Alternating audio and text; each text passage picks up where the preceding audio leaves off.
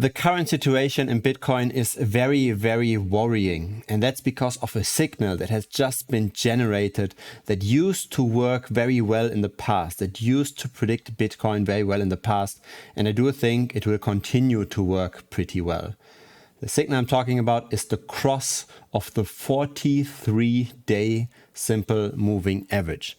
This cross over here, the price went from above to below. Now, why is this a problem? If you're already following this channel for a while, you already know why. I've back tested this moving average. I've simulated buying and selling according to the moving average, and the 43-day in terms of duration works the best.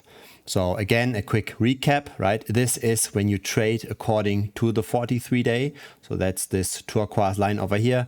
As reference, we've got the white price here for Bitcoin. So that's the same thing on a logarithmic scale, right?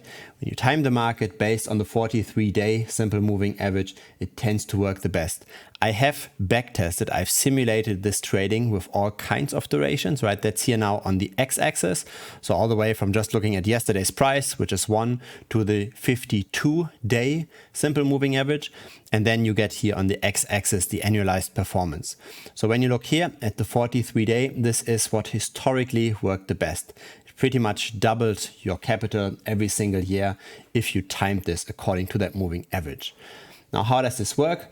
It works by following trends, right? Crypto is cyclical. When everybody is hyped about something, the prices tend to continue to rise, and vice versa. When everybody is depressed, prices tend to continue to fall. And when we simply just go back, right, back in time, just in the recent past, you would have bought when the price goes above that moving average you held all this time, and then you would be betting on falling prices whenever the price is below, right? So you would short Bitcoin over here and then take that profit once Bitcoin closes again a day above the moving average. Now, the current situation is slightly different because we have not yet closed the day. So we've just started the day and we already crashed below the moving average. We still have, after publishing this video, roughly 22 hours or so until we close the day.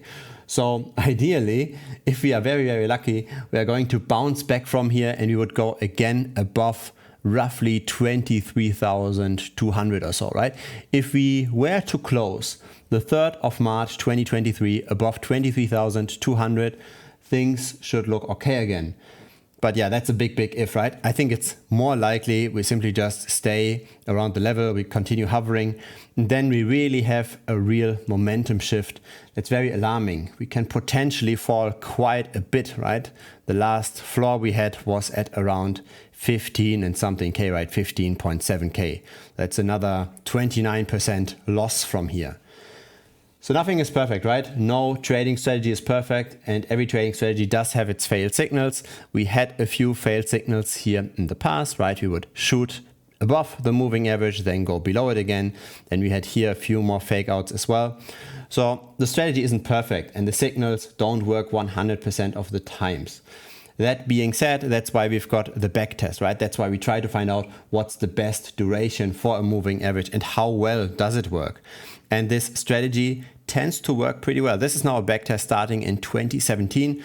But when you do the same simulation since beginning of time for Bitcoin, since 2010, you get pretty much the same duration for the moving average. So this seems to be a relatively great signal provider over time. It seems to be a relatively constant thing. And what I also like about the strategy is that no matter what duration you take here, right, when you simply just follow the trends, instead of taking, say, the 43-day, you take the 30-day, you would still outperform buying and holding, right? Buying and holding here is the black line, the HODL line. This is what you would have gotten if you just bought and held Bitcoin over that testing period. So that's why I like the strategy. The results that they provide, right? The outperformance that you get seems to be pretty constant, both across different parameters, but also across time. And so we can optimize this. We take the 43-day, and then this current fall here looks very problematic. Now, what's the reason for this, right? There's many possible explanations. One explanation is, of course, that traditional finance isn't doing too great anymore, right? The Nasdaq tends to go down again. There is some kind of a correlation between Bitcoin and the Nasdaq. People treat this both as risk-on assets. When you look at Bitcoin relative to the Nasdaq, so you divide the Bitcoin price by the Nasdaq price, we also tend to go back down again. This here was the FTX collapse. This was the Terra Luna collapse. We had basically recovered from all of this FTX problem, but now we are coming back to reality again. Second problem is also the interest rates, right? The inflation / interest rates. So when we look at trueflation, which is a measure of, it's a faster measure of trying to find the inflation rates. So the official inflation rates, they are pretty laggy, right? You have surveys for housing, etc. You get published very infrequently.